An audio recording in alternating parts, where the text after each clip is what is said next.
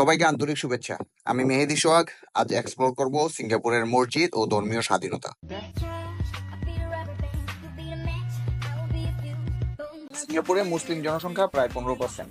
আছে 72টিরও বেশি মসজিদ। পরিচালনা করেন মজলিস উম্মাহ ইসলাম সিঙ্গাপুর, যার প্রায় প্রতিটি মসজিদের ডিজাইন ও পরিবেশ আপনাকে মুগ্ধ করবে। এবং এই ছোট্ট দেশটিতে মুসলিমরা সম্পূর্ণ স্বাধীনভাবে তাদের ধর্ম পালন করে। কেউ হাত বাঁধে বুকের উপর, কেউ বুকের নিচে, কেউ আমিন বলে নিঃশব্দে, কেউ উচ্চ শব্দে নামাজ আদায় করছে একই মসজিদ। কারো বিশ্বাসের রাশ টানা নেই। কাম্পং এর ঐতিহাসিক জাতীয় সুলতান মসজিদ, চায়না টাউনের তুলিয়া মসজিদ, ভিক্টোরিয়া স্ট্রিটে মালাবার মসজিদ, সব জায়গায় ধর্মীয় শান্তি ও সম্মানের চিহ্ন।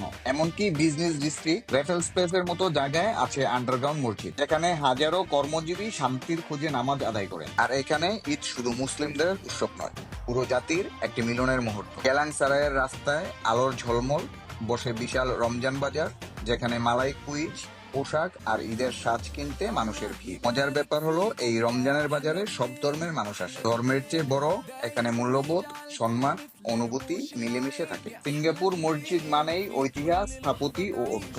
বিশানে আপনি পাবেন আন নাহাদা মসজিদ, যেখানে শুধু নামাজি নয়, হারমোনিয়াম সেন্টারে বিভিন্ন ধর্মের মানুষের মিলন ঘটে। আয়তন অনুযায়ী সিঙ্গাপুরের মসজিদের সংখ্যা অনেক দেশের তুলনায় বেশি, আর প্রত্যেকটি মসজিদ চালু, সক্রিয় ও সুরক্ষিত।